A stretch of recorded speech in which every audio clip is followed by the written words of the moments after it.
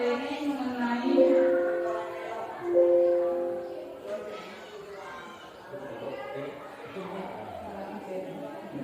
pada kesempatan kali ini saya akan menyebarkan pemahaman dan penerapan pengalaman tentang budaya positif. Nah, sebelum saya sampai kepada budaya positif ini, kami dari modul 131 itu membahas mengenai filosofi pendidikan Ki Hajar Dewantara. Kemudian di modul 132 kami mempelajari tentang nilai dan peran guru penggerak. Yang ketiga yaitu tentang visi dan prakarsa perubahan yang sudah kami lakukan minggu lalu. Dan yang terakhir ini saya akan menyampaikan tentang budaya positif. Nah, ini saya sudah menjelaskan atau menyampaikan di awal dan memperkenalkannya. Nah, di sini saya akan menyampaikan konsep inti budaya positif. Ada 8. Yang pertama yaitu perubahan paradigma belajar. Yang kedua yaitu disiplin positif. Yang ketiga yaitu nilai-nilai kebajikan. Yang keempat yaitu kebutuhan dasar manusia. Yang kelima motivasi perilaku manusia. Yang keenam ada posisi kontrol guru. Yang ketujuh yaitu keyakinan kelas. Dan yang terakhir yaitu tentang segitiga restitusi. Nah, pada pembahasan yang pertama yaitu tentang pembelajaran dengan paradigma baru. Ini merupakan hal baru ya untuk saya, termasuk yang baru belajar juga. Ternyata pembelajaran dengan paradigma baru ini merupakan pembelajaran yang dirancang berdasarkan prinsip pembelajaran berdiferensiasi. Nah, sehingga para peserta didik belajar sesuai kebutuhannya berdasarkan tahapan perkembangan sesuai teori psikologi modern untuk mewujudkan profil pelajar Pancasila. Nah, adapun dimensi dari profil pelajar Pancasila ini ada 6. Yang pertama yaitu beriman, bertakwa kepada Tuhan Yang Maha Esa dan berakhlak mulia. Yang kedua berkebinekaan global. Yang ketiga yaitu bergotong royong. Yang keempat kreatif. Yang kelima bernalar kritis dan yang terakhir yaitu mandiri. Selanjutnya materi yang kedua. Nah, di sini ada sebuah gambar yang menjelaskan tentang miskonsepsi tentang teori kontrol. Sini ada 4 ilusi guru mengontrol murid, ilusi bahwa semua penguatan positif efektif dan bermanfaat. Yang ketiga, ilusi bahwa kritik dan membuat rasa bersalah mampu menguatkan karakter. Dan yang terakhir, ilusi bahwa orang dewasa bentuk memaksa. Nah, di sini ada penjelasannya. Guru mengontrol murid. Jika tidak bisa mengontrol murid, jika ia tidak mau, harus ada dorongan sendiri dari murid tersebut. Yang kedua yaitu penguatan positif, efektif dan bermanfaat. Kita misalkan pada bujukan dan nasihat-nasihat. Jika terlalu dalam, murid bisa ketergantungan dan tidak mandiri dalam mengontrol dirinya. Nah, yang ketiga ada kritikan dapat membuat orang merasa bersalah, dapat menguatkan karakter. Seperti kritikan, maka kritiklah secukupnya. Dan kritikan tersebut harus membangun, bukan malah membuat murid tidak percaya diri. Yang terakhir yaitu orang dewasa memiliki hak untuk memaksa. Menentukan pilihan adalah hak masing-masing manusia. Selanjutnya yaitu di sini ada mengubah paradigma stimulus respon ke pendekatan teori kontrol. Nah, coba kita perhatikan sama-sama. Di sini ada tabel stimulus respon dan teori kontrol. Yang pertama yaitu tentang realitas atau kebutuhan kita sama. Sedangkan di posisi teori kontrol ada realitas atau kebutuhan kita berbeda. Kemudian yang kedua, semua orang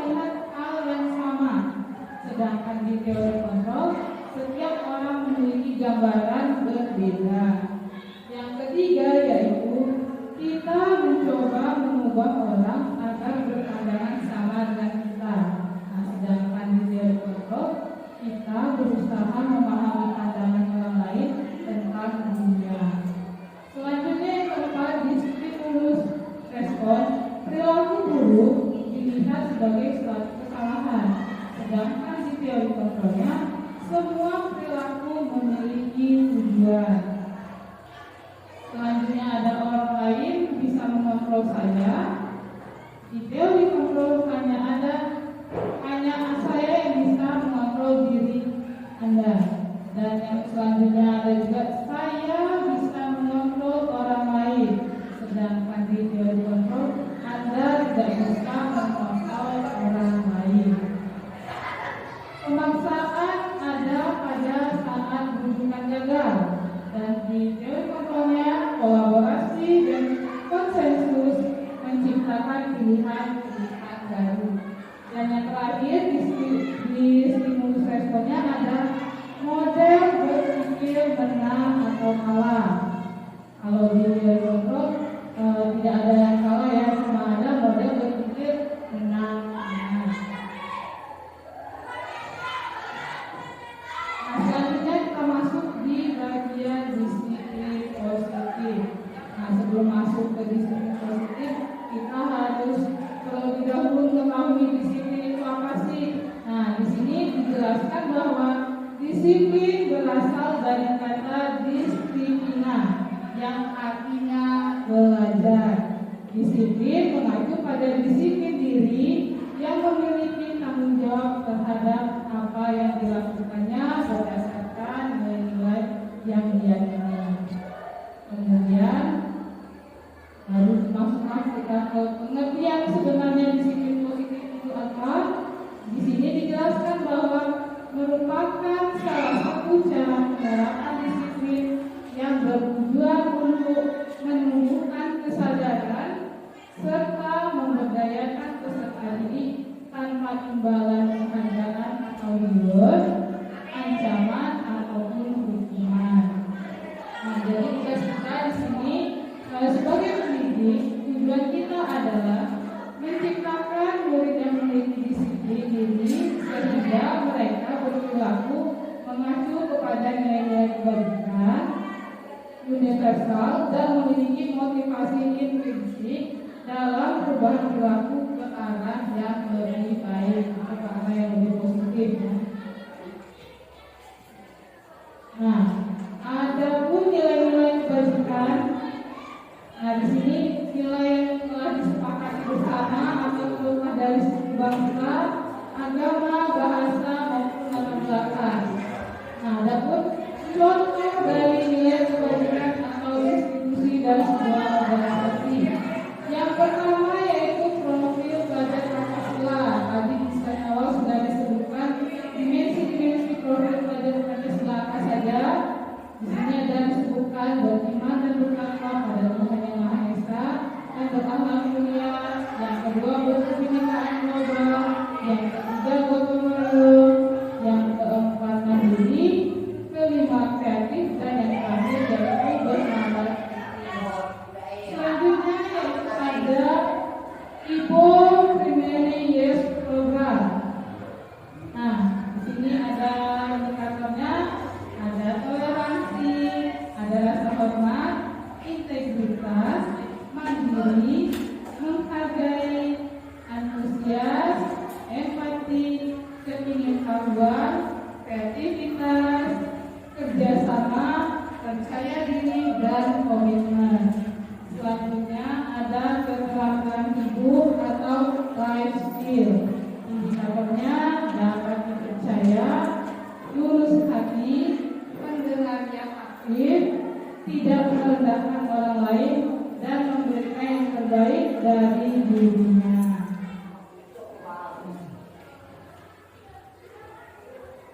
Sekarang kita masuk ke bagian kebutuhan dasar manusia. Nah, apa saja atau apa yang dimaksud dengan kebutuhan dasar manusia? Di sini bisa kita sebutkan bahwasanya segala sesuatu yang kita lakukan untuk mendapatkan apa yang kita inginkan.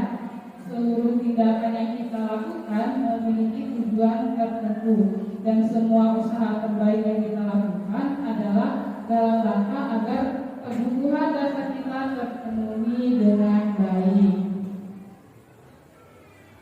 Nah, di sini ada 5 kebutuhan dasar manusia.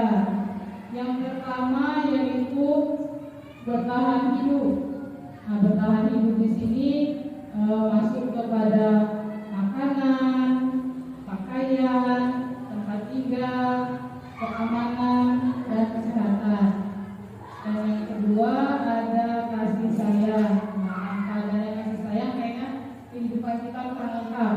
Apalagi kan kalau sudah berkeluarga ada dukungan dari suami atau ada yang punya anak, dukungan atau semangat lah gitu. Nah, di sini rasa diterima, dipedulikan, berbagi, kerjasama, dan menjadi bagian dalam kelompok. Yang ketiga ada penguasaan.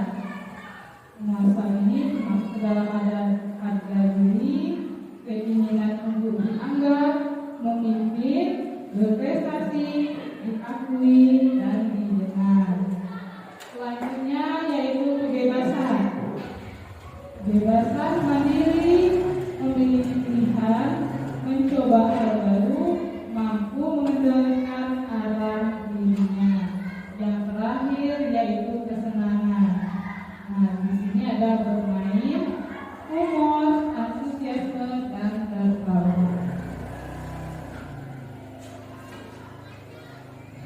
Kita masuk kepada bagian motivasi perilaku manusia. Nah, pada motivasi perilaku manusia ini dibagi menjadi 2. Yang pertama ada motivasi ekstrinsik dan motivasi intrinsik.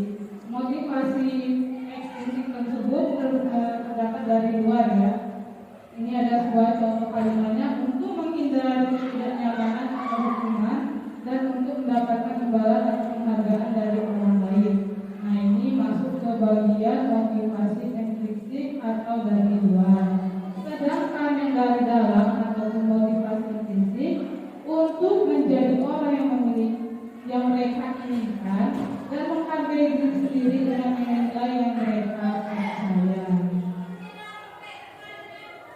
Selanjutnya di sini ada hukuman, kemudian ada konsekuensi, ada restitusi. Yang pertama kita bahas terlebih dahulu mengenai hukuman.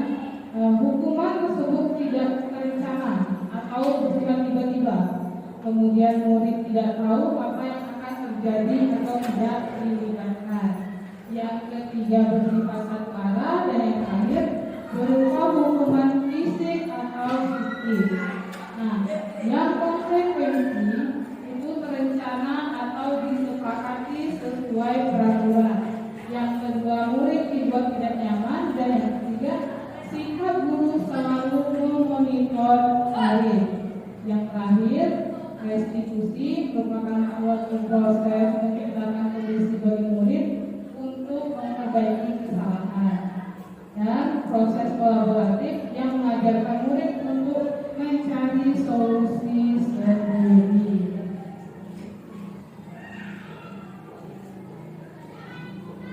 Nah, di sini ada 5 posisi kontrol guru.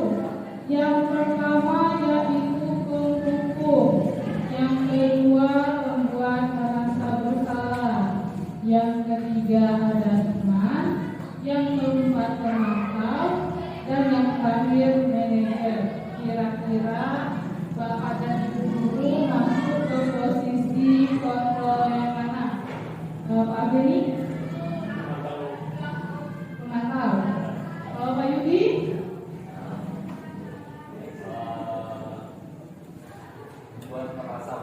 Membuat merasa bersalah.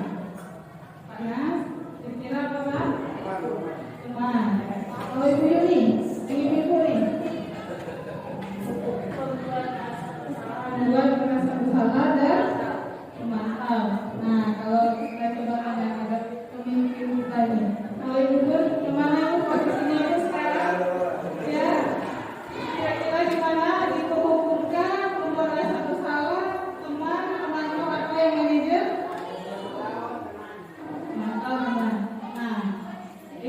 Jadi pendapat dari guru kita, nah sedangkan saya itu masih di posisi kontrol hukum karena nggak tahu kenapa dari dulu itu masih dikit-dikit kalau ada yang salah selalu saya beri hukuman gitu. Ternyata untuk posisi kontrol guru yang paling baik itu, yang paling bagus itu di posisi manajer.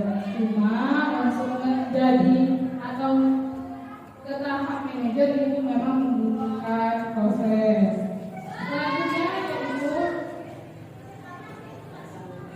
nah ada contoh penerapan 5 posisi kontrol. Tadi sudah disebutkan ada 5 posisi kontrol. Di sini ada sebuah kasus siswa tidak memakai atribut lengkap saat upacara bendera. Nah biasanya kan di sini ada sebuah kalimat hormat pada bendera selama 1 jam. Ini kira-kira masuk ke bagian posisi yang mana? Menghubungkan teman, merasa bersalah atau manajer. Kira-kira apa ya Bapak Ibu jawabannya? Ya, menghukum. Karena biasanya kita kalau ada anak yang tidak memakai atribut saat upacara, kita langsung memberikan sebuah hukuman yaitu hormat pada bendera selama 1 jam.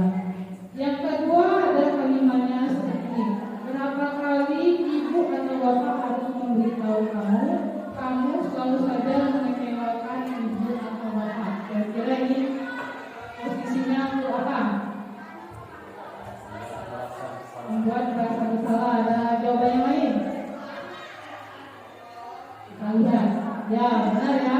Membuat merasa bersalah karena sudah mengecewakan ibu atau bapak.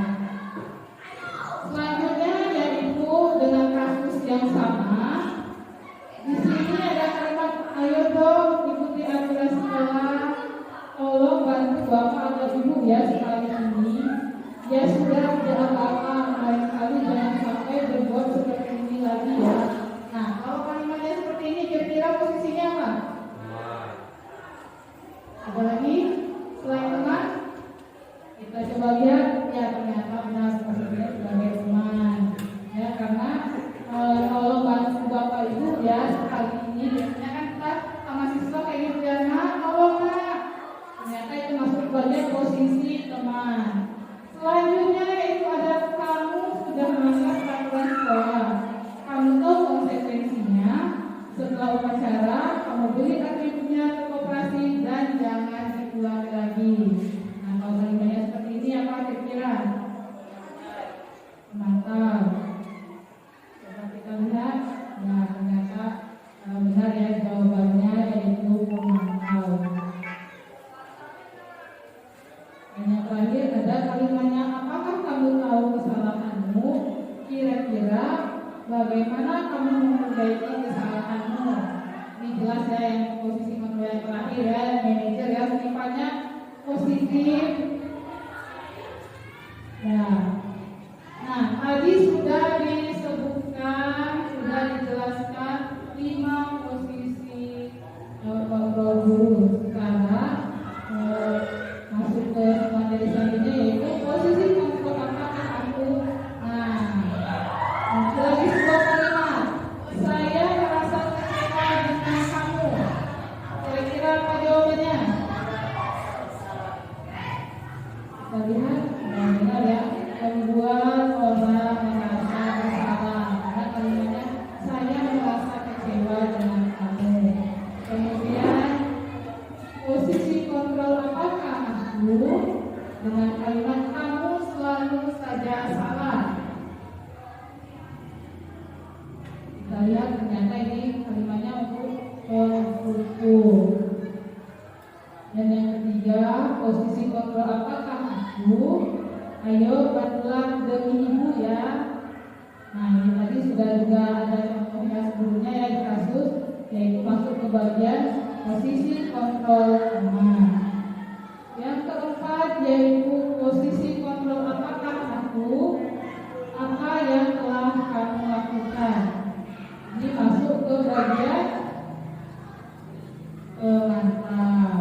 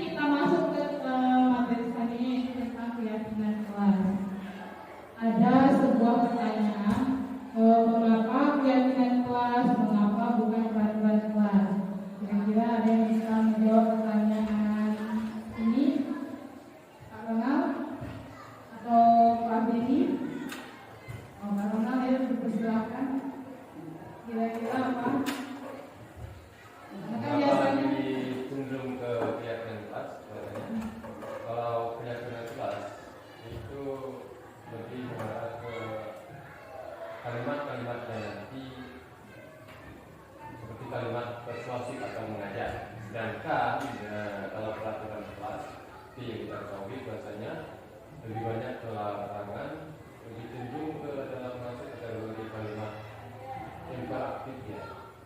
Nah, benar ya. Coba kita lihat di sini, ternyata pembentukan keyakinan kelas itu bersifat abstrak.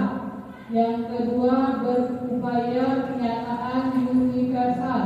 Yang ketiga, dibuat dalam pernyataan positif. Yang keempat, sedikit saja agar mudah diingat. Yang kelima, sesuai dengan kondisi kelas dan sekolah sehingga mudah diterapkan. Yang keenam, semua warga sekolah atau kelas dilibatkan saat membuat keyakinan kelas. Nah, kalau kita perhatikan di bagian dinding sebelah slide kita ini kan sudah banyak tempelan-tempelan. Nah, itu salah satu juga contoh keyakinan kelas yang ada di kelas 9. Dan ini juga ada salah satu contoh keyakinan kelas yang ada di SMP Negeri 42 Rejabo. Yang pertama yaitu budaya 5S, senyum, salam, sapa, sopan, dan santun. Yang kedua yaitu berdoa sebelum dan sesudah pembelajaran. Yang ketiga yaitu hidup rukun dengan teman. Yang keempat, membuang sampah pada tempatnya. Dan yang kelima, jaga kebersihan kelas dan lingkungan sekolah. Dan yang terakhir yaitu selalu bergotong royong. Materi yang terakhir yaitu tentang segitiga restitusi, di mana segitiga restitusi ini merupakan suatu proses dialog yang dijalankan oleh guru agar dapat menghasilkan murid yang mandiri dan bertanggung jawab. Nah, dalam penyelesaian sebuah permasalahan di sini sebagai seorang guru seharusnya kita menerapkan segitiga restitusi. Namun kita bisa juga menyesuaikan dengan keadaan kita, karena kan tidak semua murid bisa diterapkan dan ada beberapa yang bisa diterapkan. Nah, dalam penerapan segitiga restitusi ini melalui 3 tahapan.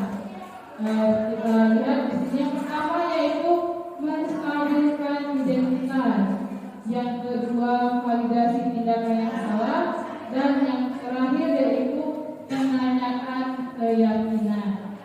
Nah, di sini ada menstabilkan identitas. Berdasarkan prinsip membuat kesalahan adalah bagian dari proses pembelajaran. Adapun kalimatnya seperti ini: berbuat salah itu wajar. Tidak ada manusia yang sempurna. Ibu atau bapak juga pernah melakukan itu.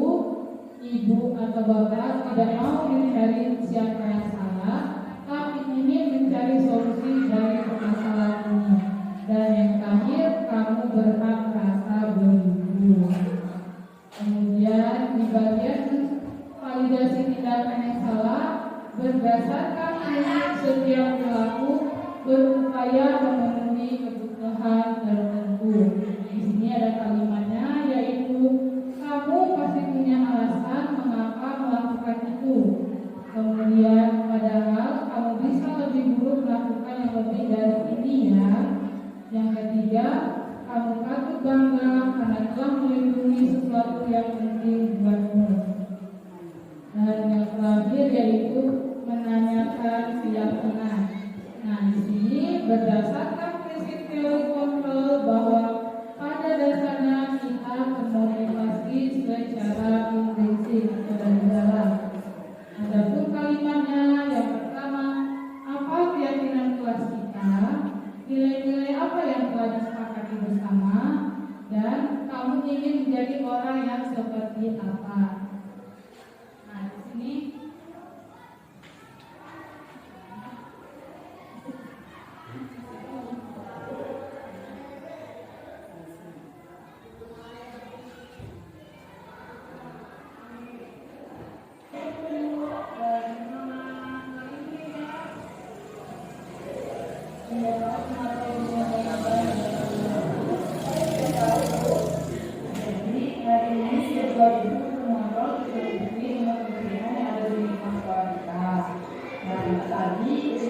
ujian motor, ujian rumah, hingga membawa sampah sembarangan setelah makan. Oh iya, Bu.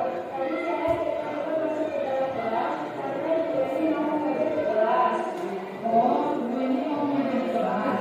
Jadi apa yang Anda lakukan terkait dengan apa yang sudah Anda lakukan? Ya Bu, saya sudah melanggar kesepakatan sekolah. Kesepakatan sekolah yang mana yang Anda melanggar? Penutupan benda kebersihan Bu. Jadi apa yang akan Anda lakukan supaya komitmen tersebut dapat diterapkan? Saya berjanji tidak akan mengulanginya lagi Bu. Dan saya akan mengambil sampah tersebut. Baiklah, Anda berjanji tidak akan mengulangi lagi. Setelah keluar dari ruang guru, Ibu berharap Anda dapat menjalankan apa yang sudah dikomitmenkan sebagai kepentingan lingkungan sekolah. Mudah-mudahan Anda dapat menjalankan semua peraturan sekolah ini. Baik Bu, terima kasih. Silakan kembali ke kelas. Nah, itu tadi salah satu contoh segitiga restitusi yang sudah saya lakukan terhadap siswi Anda karena saya melihat dia membuang sampah sembarangan pada saat setelah jam istirahat.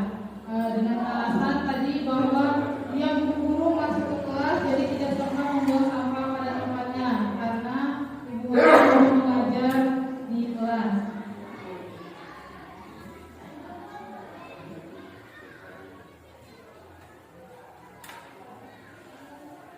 Nah, mungkin itu saja yang dapat saya sampaikan pada Bapak dan Ibu guru. Semoga dengan apa yang saya sampaikan pada pagi hari ini dapat bermanfaat untuk Bapak dan Ibu guru. Dan saya juga mengucapkan terima kasih telah mengikuti kegiatan ini dari awal sampai akhir. Saya akhiri. Wassalamualaikum warahmatullahi wabarakatuh.